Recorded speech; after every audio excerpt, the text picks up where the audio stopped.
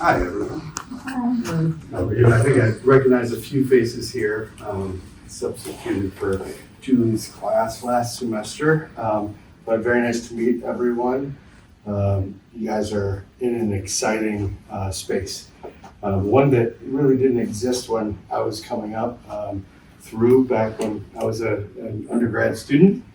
You were either a storytelling side of things or a tech side of things, right? So it's really neat that you guys have this access to this type of program that kind of blends the two.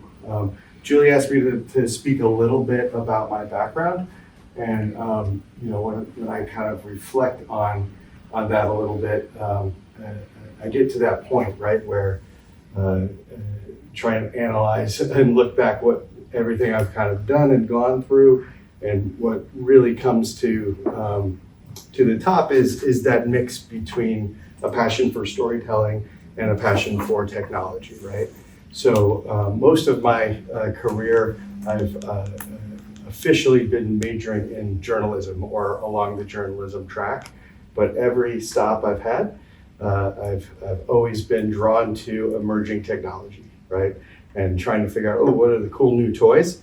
How does this work? And how can I use that to make my storytelling process more effective, more efficient, etc., right? So a couple of quick examples of that. When I did my undergrad and I graduated in 1996, it was before the internet existed, like literally when I started. But then as I was graduating, we had the first kind of hints at the World Wide Web, right? And what that was.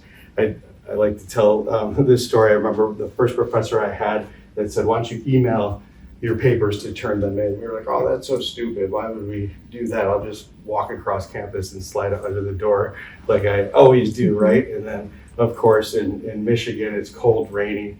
And when we realized that from a button at 11:59, we could press submit and that would work. Oh, this is amazing. And we never really looked back, right?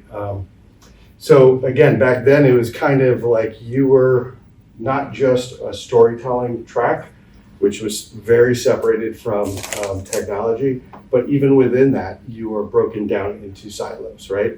So there was print, and then within print there was news, magazine, all of those kind of subgenres. And then there was broadcast or radio, pretty much, right?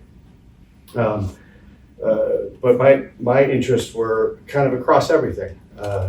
But so at the time I had to pick something. So I figured if I could be a good writer, then that would help me no matter what I was doing, right? So that was my official track, but whatever I was doing, I was always trying to incorporate other things as well. So for example, my first job out of undergrad, I was fortunate enough to win a fellowship and to be a reporter for the Mackinac Island Town Crier, which anyone go up to Mackinac? That's really crazy, hard-hitting news up there, right?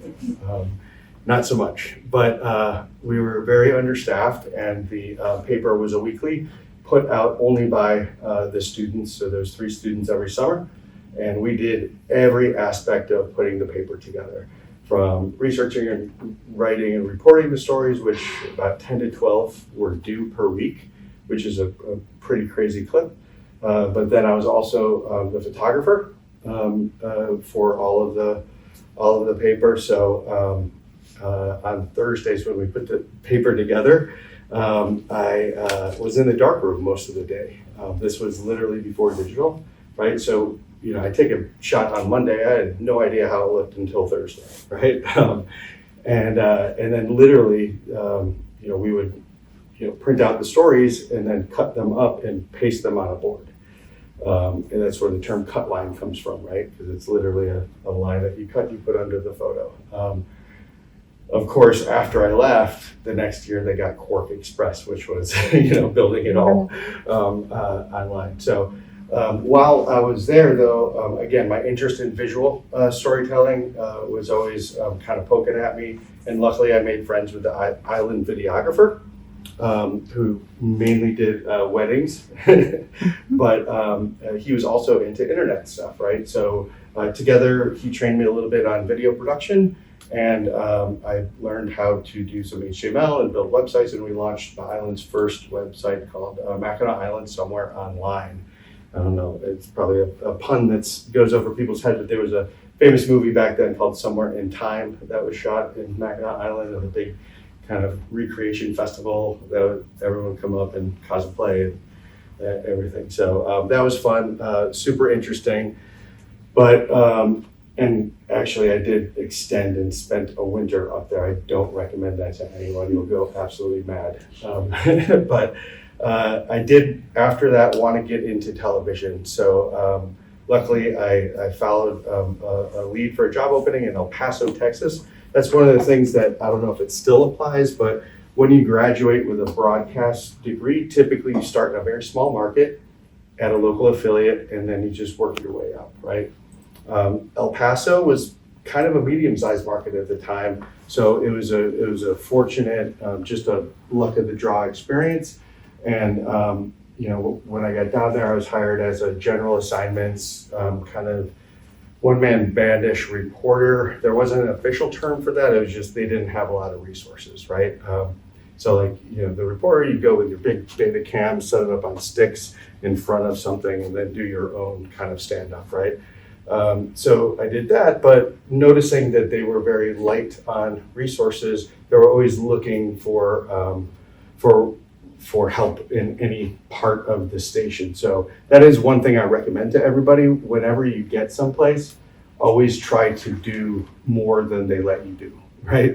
That's actually how you learn, and you meet your mentors and your people that will help you along.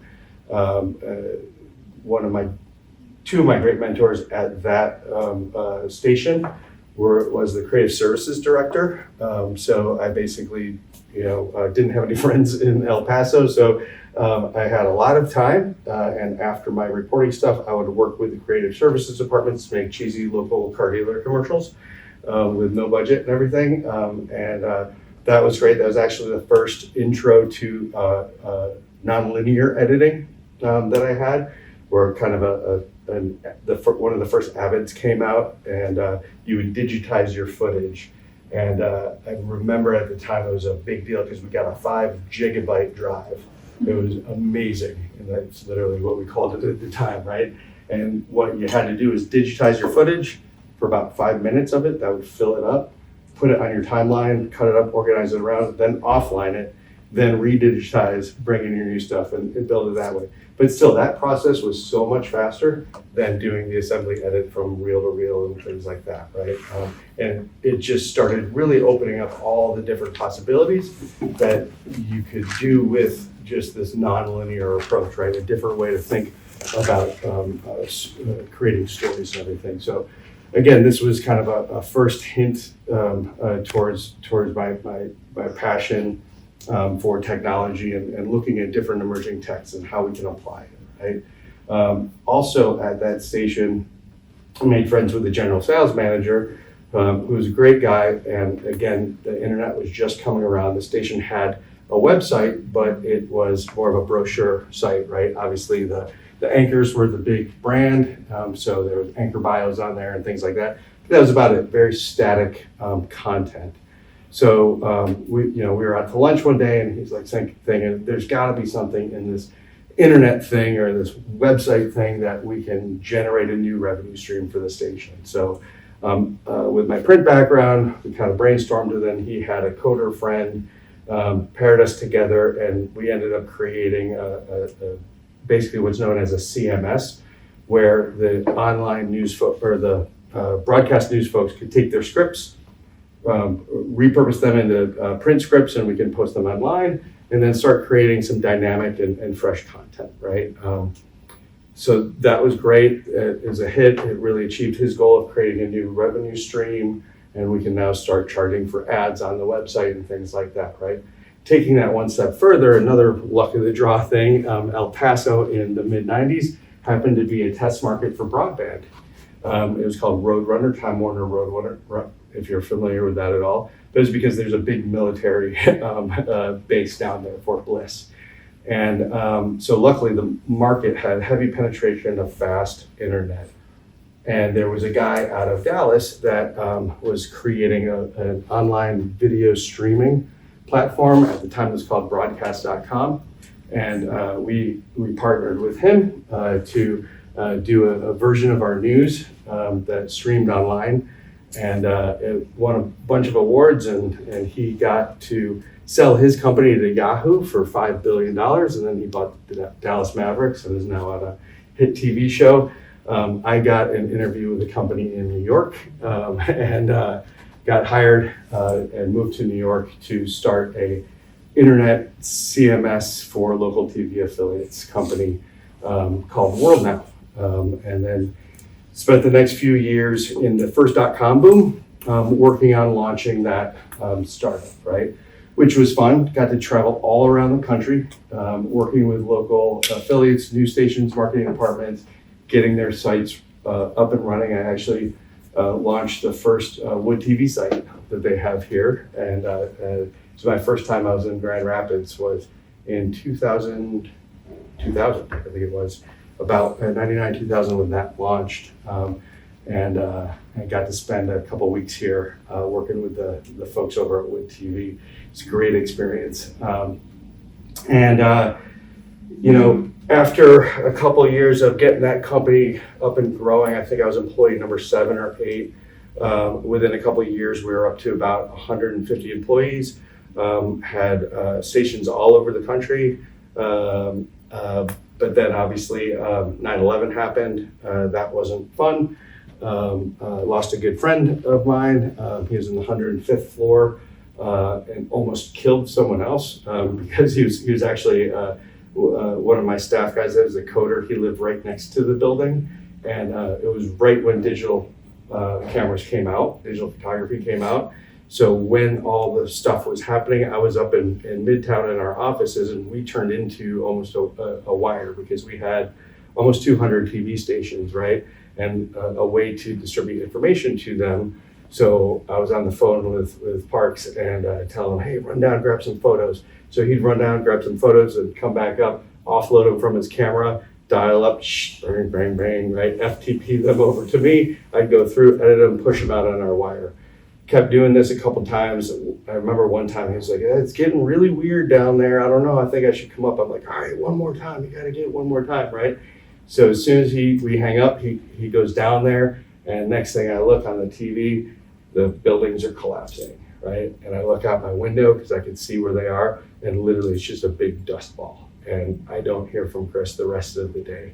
I was like mortified, thought that I killed him, but about 18 hours later, he walks into the office just covered in dust, and tells me the story of his tale where he had to walk all the way to Brooklyn and then back up, and everything was shut down. It was madness, right? After that, obviously, that's some time for soul searching, right? What do you do? And I kind of realized, hey, this has been cool, but I want to get back to storytelling. How can you do that without going back to small market and starting again from scratch, right? I had a lot of contacts in different affiliates, so that was easy. So I figured, hey, I'll do a long shot and apply to a graduate program in journalism up at Columbia University in New York, just upstate. Very long shot, hardly anyone ever gets in. Luckily, I was fortunate to get accepted and went there, and it was probably the best year and a half of my life, really. Because you guys are so fortunate with the time that you have right now to just really your only purpose is to explore, learn, and develop new things, right? And again, during that time, it was another interesting time with the evolution of technology and the internet and everything, because that was 2003 to 2004, which was before, it was right when YouTube was starting, but before any of the social platforms or anything like that. But we had the tools, right, that you could do those sort of things. And Wi-Fi was just starting to be everywhere. So as part of our reporting workflow, what we would do is find a Wi-Fi hotspot when we were out in the field.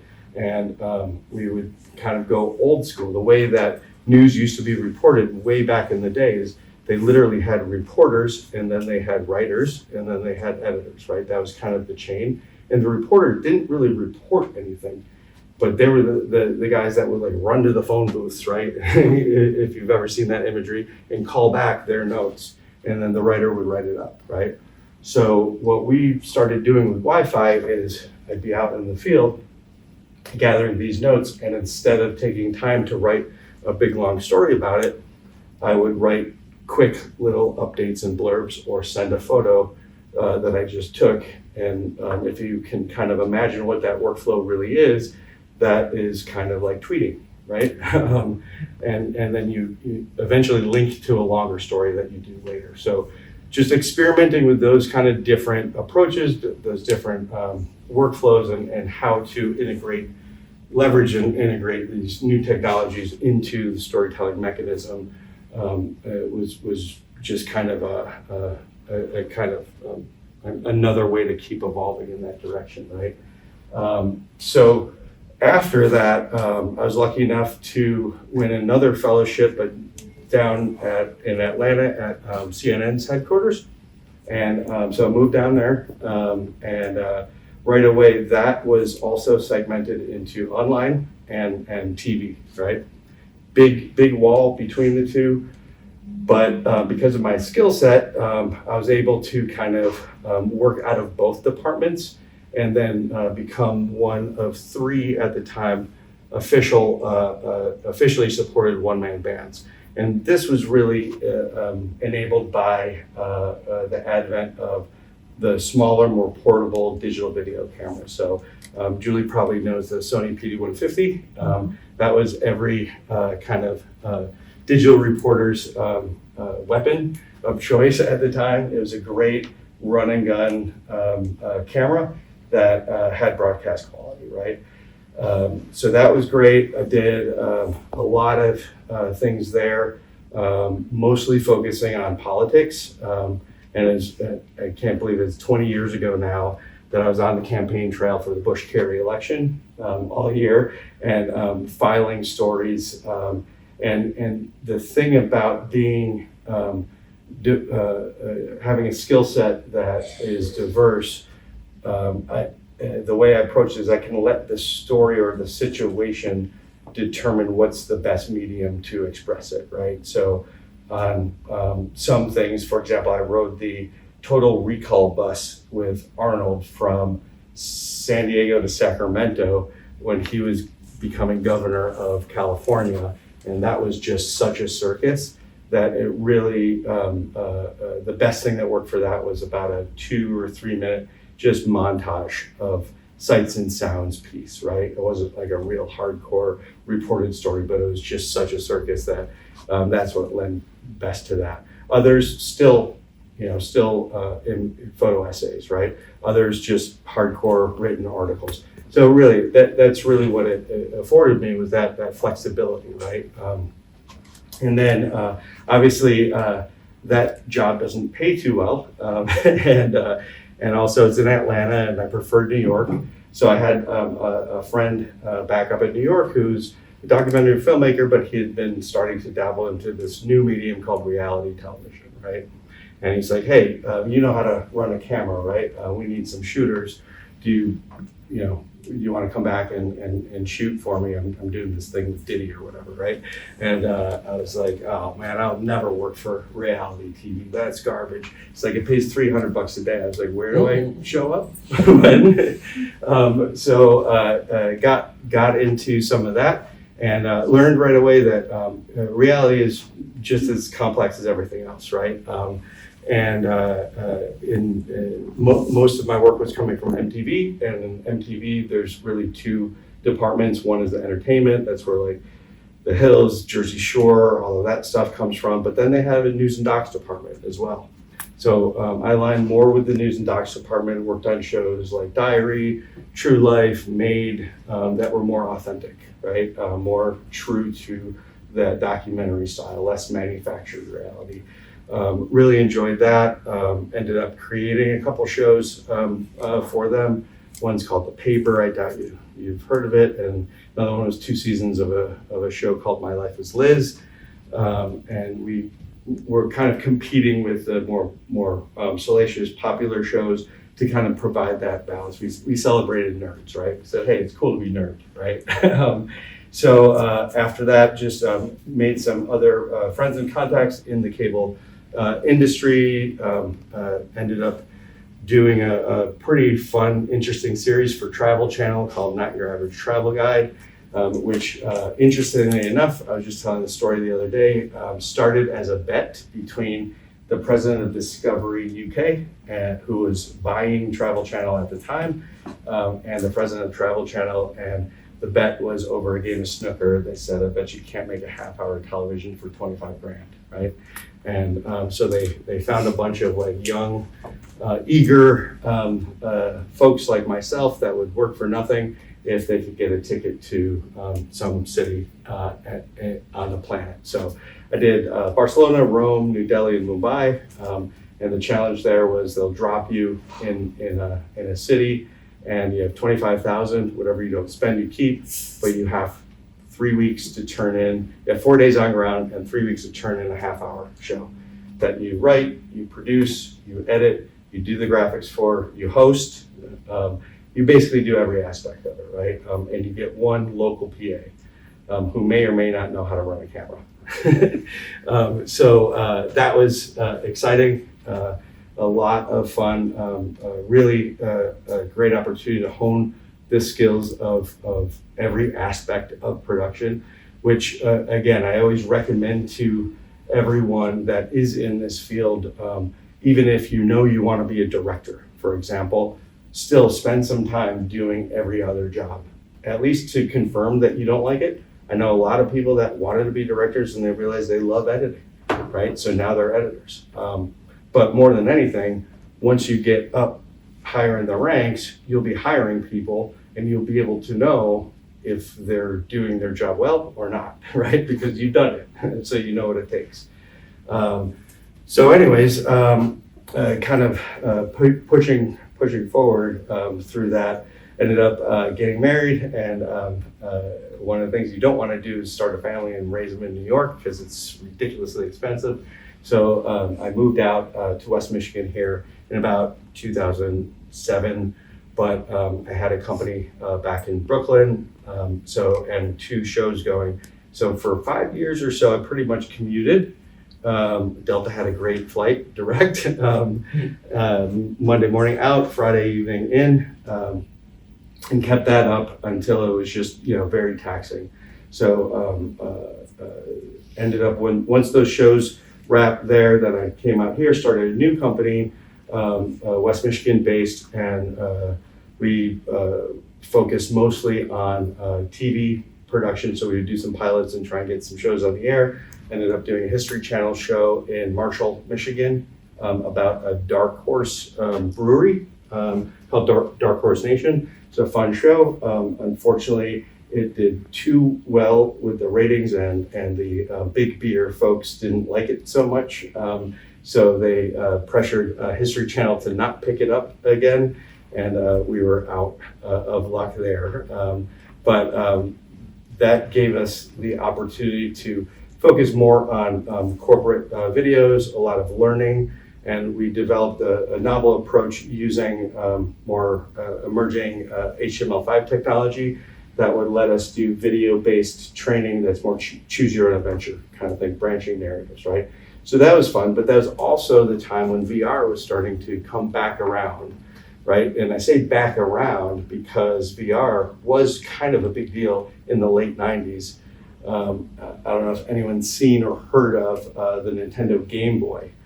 Not Game Boy. What was it called? It was this really... Virtual Boy? What is it? Virtual Boy, thank you, that's what it was. It was this really crude headset, really kind of like makes Minecraft graphics look amazing, right? But there was obviously some issues with the technology for the latency that made people dizzy and things like that. So it was a little before its time then, but in the 2015 era, that's when it started back up, and with Unity and the better processing and everything, started to become a real thing, right? We thought it was going to end up going more of the entertainment route, but at the same time, we discovered a lot of our corporate clients were really gravitating towards it for training purposes, right? Immersive training. If you could really show your machine operators what it's like to be in an environment, then that's even better. That's situational awareness, right? So we pushed into that, and one of the epiphanies I had early on was that there's no real difference between an AR and a VR project other than a VR one has an environment that covers it and an AR doesn't. The environment's the real world, right? So we kind of took a different approach where whenever we developed the project, we developed as a VR and an AR at the same time, whereas most of the projects were being ordered or the workflows were being developed around it that would support one or the other, right? Which is just kind of backward logic in my head for that. But what that meant to budgets and workflows and timing is if you completed a VR project and now you wanted an AR, you had to kind of start from scratch, right? And then build that whole pipeline again all over. But if you started with the original project, building for the future or considering the future that this could be something else, then it was much easier to flip that, right? So after we did that a few times, we had these, collection of Unity projects where at the time it was extremely difficult to find a Unity developer, and because they were being, the skill set was very unique. C# is not a very well-known language at the time, and most of those folks were on the coasts, kind of sucked up and hired already, right? So we tried to learn Unity, and I'm still admittedly not the best Unity guy. It's kind of reverse logic in my head. I'm more of an Adobe thinker, right? And so is my creative director at the time. And after listening for a couple of weeks of him cussing just nonstop and throwing his computer across the room, not literally, but almost, I asked my Unity developer, hey, can we get a web front end on this just so we can update the project without having to go to Unity? He's like, yeah, I think we can do that. So what started as like a little web form to let us swap out a model or something like that, then evolved into an XR platform that maybe some of you guys have been exposed to a little bit, but we developed what we called ProViz XR, right? And the main philosophy was just that, once in, many out. So you can go in, use more of a creative-minded workflow, use a web interface, build scenes, build experiences, and once you do that, then under the hood, it preps it for all the different kinds of delivery devices you would need, right? So that was a lot of fun, and a template that we developed using a kind of avatar kind of person, right? And I have an example I can show you of that, where a video of a person can come up, but they're in what I call kind of flat Stanley mode, right? So it's just them, it's the alpha channel shot on green screen, just cut them out, and it's cool because they look like they're hologram kind of popping up, but if you move around, then they really are flat, right? So this is leading somewhere, right? This is leading to the SOAR system, because at the time, the holy grail of VR, and I'm sure you guys have experienced this too, is what's known as volumetric, right? So how frustrating or annoying is it when you go into VR in a headset and you have to, if I want to walk over there, I have to point a button there, and then I somehow teleport over there, right? That's jarring, it's weird, it's like, why am I wearing the headset? What I want to do is be in this immersive environment and interact with it like I do the real world, walk around, right? So that's obviously graphically challenging, right? The processing required for that. But every year that gets better. Every year it gets easier, the file sizes get lower. So, we're really banking on thinking that all of these kind of experiences are going to be volumetric. So that also translates to AR as well, because if you don't have a headset with AR, you could throw that environment down and create an AR portal, and then with your phone, walk into it and still have that same volumetric experience, right? So once you're getting into that side of the experience, it's even more jarring to pop up a flat person, right? So the next challenge has always been, how do I capture somebody talking, but make them full 3D? Very difficult. I tried a couple times to build a system on my own. and the power and processor, the camera resolution, all of that just wasn't there yet. Luckily, there's a small company out of Philly that built this system called SOAR. And what it is an 8-camera Azure depth capture array that captures a person from every angle, stitches it all together real time, and then creates a full 3D avatar, right? So that's what we're going to check out. That's what you guys will get to play with this semester, maybe into the summer as well, and really find some cool, awesome use cases for it. How can we make this effective? What works, what doesn't? That sort of thing, right? I think, yeah, that's basically it. Anyways, I just threw a lot at you. Do you have any questions right now? And again, I'm just kind of making this up on the fly, so yeah. How did you go along with this transition of new technology? You having to change, not your profession a lot, but what you did a lot, there's certain stuff that stopped you. So how did you not let that, affect you and just keep getting into the position you're in right now? Meaning just learning the new tech? Yeah, but you had to go to college again, do stuff like that. 9/11 happened, you was doing a lot. And that just caught my eye. You was actually in New York when that happened, so. Oh yeah, that was nuts. New York was weird for like a year. It was actually weird in a good way. It was the nicest I've ever seen New Yorkers be, because everyone was like, holy cow, this really happened, right? And people would open doors for you and hold the subway, all of that, right? Eventually that wears off, right? But yeah, no, it's a big soul searching time. And really what I realized at that point was, running around the country and training people and trying to start up a business was too far away from the storytelling side of things, right? So that's where I wanted to get back to that and make sure going forward that creating experiences or creating stories that can potentially affect somebody else, that was more where I wanted to stay rooted.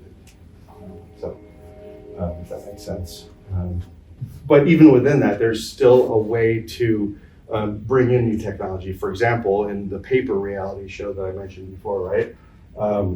To do the editing, usually the way it was back then, you'd send all of your footage back to New York or wherever your edit facilities were, and you would typically have a shared edit system, so there could be 10 editors working on the same episode at the same time, right? The only thing that allowed for that was this thing called Avid Unity, and it's not Unity the program here, but it was basically a shared drive, right? That everyone could connect to and then check out different scenes, but share the footage, right? That only existed in those big facilities, but we were shooting down in Florida, and the way that I wanted to shoot this reality shows were typically shot with 1 or 2 cameras at the time, right? But I wanted to create this different look and feel where it felt more cinematic. So I had 5 cameras on every scene, and to coordinate all of that and still make the deadlines for the edits that were due, we had to do some of the pre-editing and some of the digitizing, because we were shooting the tape too. So there was also if there's an hour tape you have, it takes an hour to turn it into a digital file, right? It's a 1-to-1. Mm-hmm. So that takes a lot of time, number one. Second, it's a ton of gigabytes of footage. And so what we did is I basically built a mini Avid Unity, like a local SAN, stuck it in the hotel, and then had four smaller Avid systems that would do the digitizing. And then those assistant editors would go through and create the cut downs. So by the time the footage got back to the editors in New York, they could plug in and hit the ground running with selects, right? So just looking at different ways to modify or make workflows more efficient, leveraging technology. The only thing I didn't consider when building that system was hurricanes, because I built it on the ground floor of the hotel. And of course, in Florida, there was a hurricane and the whole ground floor got flooded. and we almost lost everything. Luckily, we grabbed everything and brought it up to the second floor and survived. But that was almost doom right there. But again, anything that comes up like that, it's always kind of thinking, learning new technology, seeing how it's used, but then also understanding the core of what this technology is and how that might be able to be applied to something else. Kind of a great cycle that's happening right now that I've been chatting a lot with Julie about is AI, right? And how the new AI tools that are coming out every day can really enhance or affect our workflows in production as well. I just did a quick experiment with an animation. I'm not an animator at all, right? And to do an animated training 2-minute piece typically would take 3 people or so using After Effects and a bunch of other tools, probably 3 to 6 weeks to get like 30 seconds done, right? Using some of these AI tools, I was able to do it all myself, looks great, and it took me about a day and a half, right? So it's just kind of like, and these tools weren't built for that, right? Like HeyGen, I'm sure you guys are familiar with the tool HeyGen, right? That's great. Avatar, upload a photo of yourself, they can turn it in, do lip syncing or whatever. Well, does it work with illustration? I don't know, try it. It does, it worked. Couldn't believe it. It looks a little uncanny just because it's a human mouth, but it's small enough that you can't really tell, and the animation style is close enough to real that it still kind of works. It works enough where the client's like, yeah, I don't want to spend 50 grand, I'd rather spend 5 grand and get it like this and it looks cool. You know what I mean? So it's always just looking at things that way. How can we do something different but still achieve the same goal? Right? Does that make sense? We should probably, let's migrate into the other room. And, yeah, so what we have going on here is these Azure cameras as we go over there, and they're set up in an array, and I won't get too technical because there is some documentation that's on the machine that you can read through of what means what, and I have a video that I recorded with the guys where he goes through all the calibration and everything. So on your own, you can get kind of super deep dive in the technical, but we can do our own capture. Yeah, let's get started. And we'll obviously have to do more. This, so when we go in the other rooms, we're getting some pictures. It'd be great.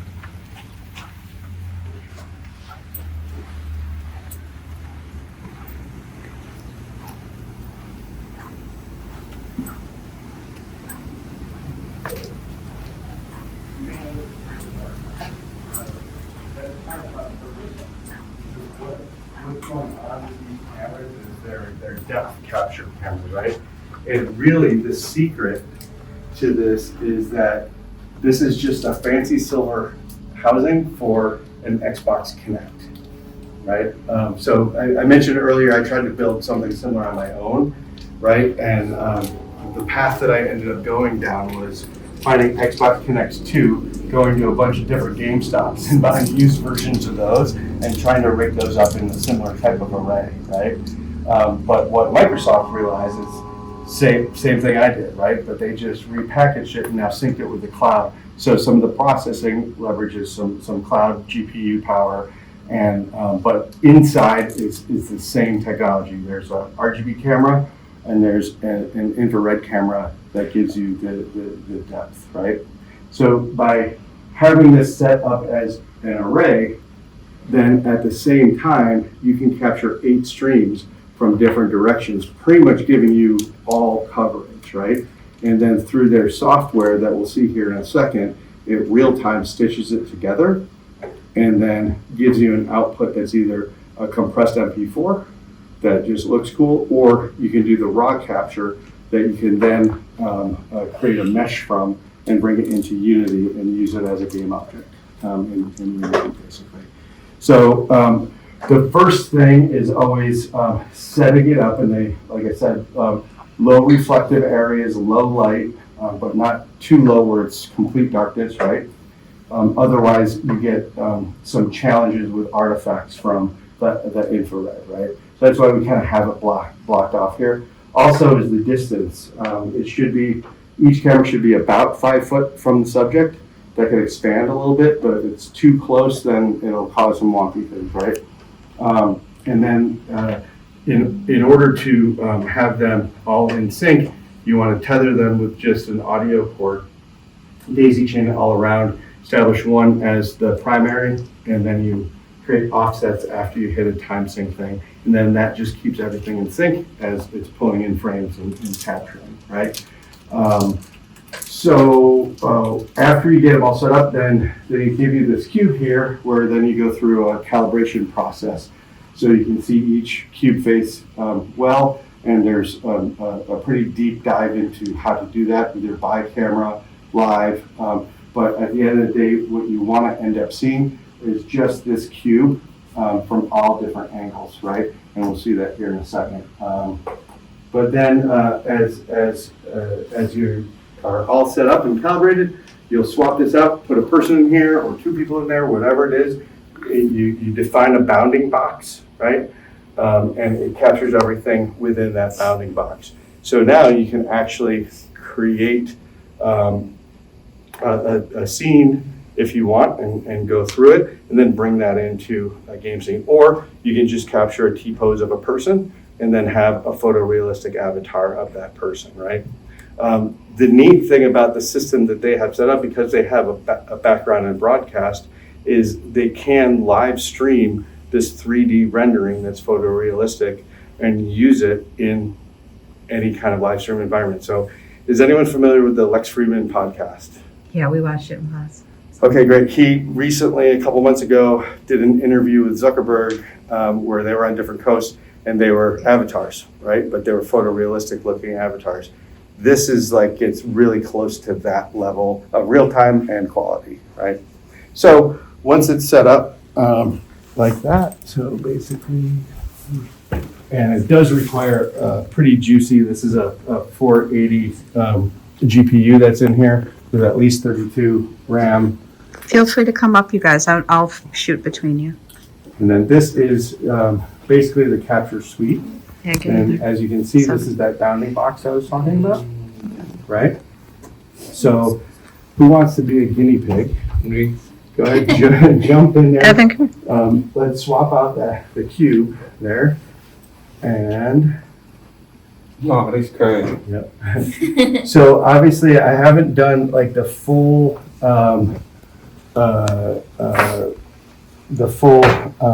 capture. Sometimes he said it's good with the overhead lights once you get it calibrated. So I'll try that again. Hopefully that doesn't mess it up too much. But ideally what we want to go for is no jagged edges. Some of you guys may have seen similar technology. There's a company out of Brooklyn called Depth Kit where they sell an add-on to a DSLR or whatever.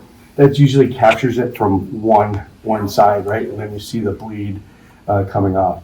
This closes that down because it's getting him from every angle, right? So even if he doesn't move, right, we're basically full coverage. He's a little taller, so his head's getting clipped a little bit, right? But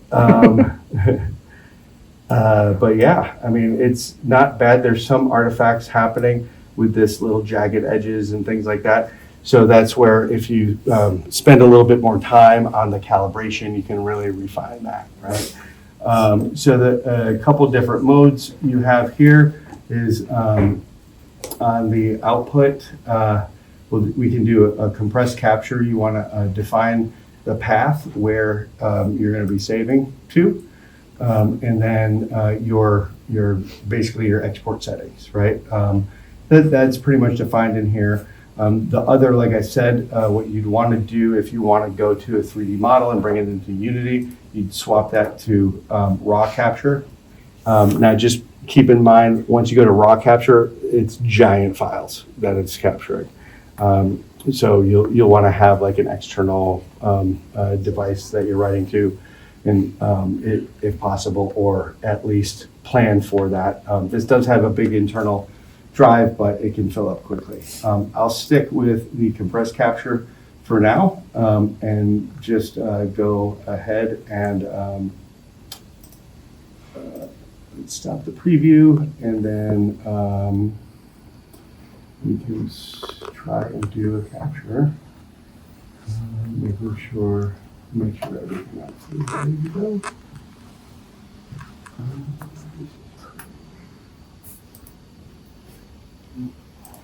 Oh, you can also live stream it as well. So that was the other. That's, yeah. Oh yeah, I'm gonna have this in the future. Yes, sir. You can use it. We're going to use it. Okay.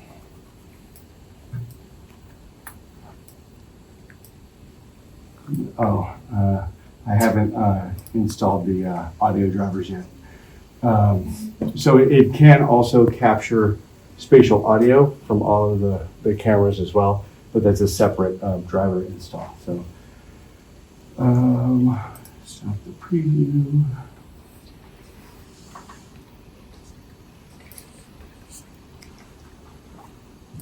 Oh, this kind of scary. This looks too real. Audio monitoring. Where's audio monitoring? Stop monitoring. There we go. All right. So it's going to start 5, 4, 3. If your primary camera is the one right in front of you. Yep. So, yep, we're recording now. So yeah, that front one, I was having trouble with the calibration on the front one a little bit. So that's why there's some jagged edges around there. So we got about a 25-second clip there. And then now we can load that recording. I'm filming. And it exports about 5 or 6 Can you different see? files from this. And this is just an HLS. You've probably seen that, was it M3U8 or something like that type of file, right?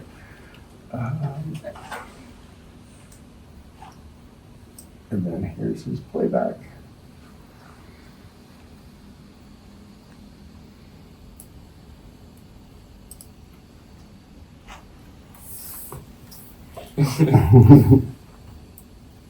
So obviously bringing it into a 3D or a 360 environment will be a lot cooler when you have the full. Here's an example of what I was talking about before. This is kind of a 360 tour that we did for University of Wisconsin-Platteville. So she's kind of giving a explanation of an exercise, right? You can go all around, but if we move next to her, right? Oh, I have it always facing to try and hide the flat Stanley side of things, right? That's obviously, cool, but can be a lot cooler, right? Once you get into a full, and especially if you're volumetric, you can walk around and that person can feel like they're there with you next to you. So that's kind of the seeds, right? Now the rest of like what this really becomes is kind of up to you guys, right? Like what do you want to do with this? Like how do we want to push this? What do we want to learn about it? How can we apply it in ways that you shouldn't apply it, right? That's the fun of all this. So I'm excited to see what you guys can really kind of figure out with this thing and bring it into some things. But I know you guys were working on some campus recreations in 3D. I mean, like a good tour, right? For admins or something, or admissions or something like that might be cool, where you're walking around like literally. We do have a professor in Ghana right now that's capturing a slave castle there in 360. But she's also going to be capturing a movie in 360 that I can take back into and run the Gaussian splat process through to render a low weight volumetric thing. And then we want to bring her into here so she could deliver her lectures in that kind of virtually walking around. And so one of the things we're trying to figure out now is like, what's the best way for her to visualize that space while she's doing it? If you think about like weather people like doing the, weather, and they see a monitor over there so they can get a reference of where they are. Maybe we'll have something like that where she can get an idea of, her proximity and kind of, because you can't really walk too much in this yet, right? But if we can kind of build it so she has a point of reference and make it connect, then when we bring it into Unity or Unreal, it'll be that much easier to kind of put the dots together. But that could be a fun thing to explore, and anything else really. So, anyways, I know that was a super quick kind of overview of this. There's tons of documentation. Like I said, there's an hour video where I'm on a Zoom call with the guy that created this, and he's kind of walking me through the nitpicky calibration. So you can reference that. I was going to try and cut that up into more bite-sized clips for you guys. And then there's a couple documentation on here. It's all in the SOAR docs folder. So right on the desktop here, here's the capture suite. Test captures where it's the path where it saves to, and then in this folder there's the capture suite docs and then the Unity package, and that's what I was just in the process of going through, is adding in their plugin, so then we can bring in a 3D object that was captured here to a scene and then manipulate it that way. Didn't get that far before this class, but that's next step, is to really bring these assets into a Unity project. And we have a couple of Unity projects starting this semester. Yeah, and then I think for the short term, we are going to be moving it out of this room, but right into the next room. So it will be just kind of up and running and, available for you guys to poke around with. No, this was fire. Yeah? Like, this was fire. Yeah, what are your guys' thoughts? Like, what's Yeah. going through your heads right now? I know I threw a ton of information at you, and especially in this realm, I think I was here during a class last semester where you guys were exploring using AI to create avatars, like photorealistic avatars. So one of the things I'm curious about that maybe you guys can help answer is, what's the benefit of a hardware-based system like this versus a software-based system like that you explored before? Are there pros and cons? Are there different situations? Is one better than the other? I don't know, because obviously this is a lot heavier in terms of workflow and hardware requirements and footprint and all that. If you can just create a photorealistic avatar of yourself and then manipulate it however via software, is that a better way to go? And this just becomes a big paperweight? Or does this have a lot more benefits that style doesn't touch? The main one I can see right now is the streaming capability, right? Sorry, you had a... No, I was just gonna say, I feel like it adds a lot, like some realism to it, because when we were playing around with Unity, it was very impressive, like what it could do. But I feel like something like this could take something like that and make it even more realistic and kind of like closer to like the metaverse kind of stuff. Absolutely. So I think it's really cool. Yeah. Yeah, to add on that, I feel like this is better than just doing the picture avatar, because you see, I got like my real outfit on that I'm wearing today. And like when we was doing the other things, you had to get different outfits and they had you dance. It's not like really you, so it's just your face on a different, thing. But I feel like it's different when it's real. Like man, that just blew my mind a little bit. Yeah. First thing I noticed is I got to start doing sit-ups. And any other kind of Comment or questions? thoughts, questions? I mean, I just thought it was cool how quick it did it. Like you just were like, okay, move the box now. And then Yep. the box was there. It was like crazy. Yep. You're in. Obviously, with the jagged edges, we do want to spend a little bit more time on the calibration. But from what I understand, once it's set for a day or a session, it holds pretty well.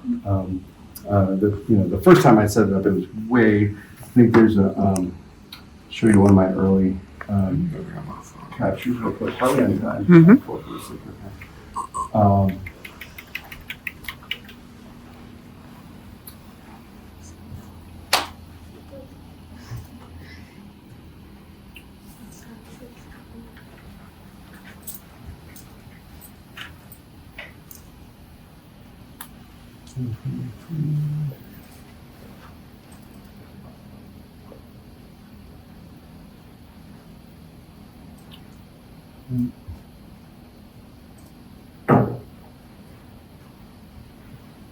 This is one of your early captures. Yeah, just to show kind of like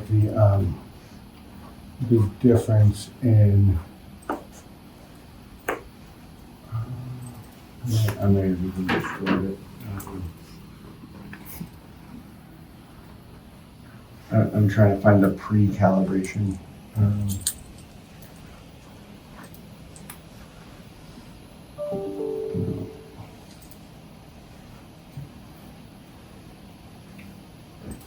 Well, we definitely would love to have you, come back too at some Okay, point right. and just help guide us when we get it moved into the other room. I'm sure that some of the projects that these guys are working on this semester would benefit from at least even a test in this direction. Like, actually, Ben, I'm thinking about your project and you actually walking through and Yeah. talking about it. Yeah. Yeah, that'd be cool. The timeline project, I'm thinking that interesting there. You guys with the projection mapping assignment could actually pre-visit in 3D space, right? So it doesn't have to be tied to a specific location. I see what you're saying. Yeah. Oh, there you are. Yep, so this was the first one ever back in December. Obviously, the floor wasn't right.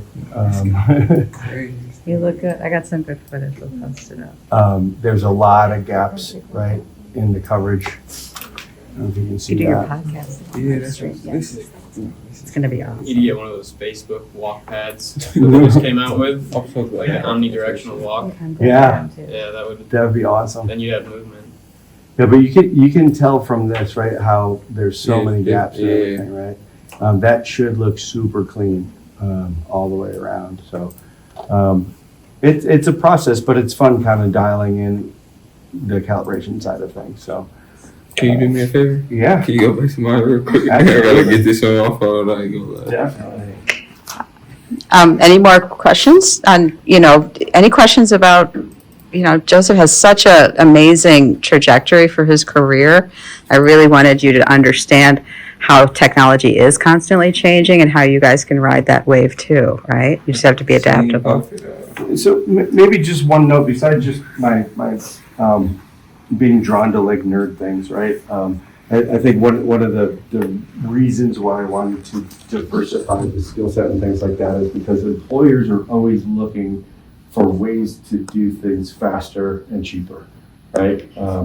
And there's a saying, I'm sure you've used it before, especially in story development and things like this, is an edit is never finished. You just run out of time and money, right? So my theory, my logic going into that is, okay, well, if I can compress the time it takes me to make something cool, then I can get cooler things out of it, right? And I can be more employable, right? So by taking that position and making potential employers aware of that and proving it, right, that you can do what you're saying, then you might get thrown in some cool opportunities that you would never have. So, for example, when the tsunami hit in Indonesia in 2004, I think that was, right? The next day, I was on a plane working with a team from all over the world. There's a team from UK, a team from India, and we split it up. I dropped right into Banda Aceh, spent 5 days there. Worst smell, 200,000 dead bodies just rotting, right?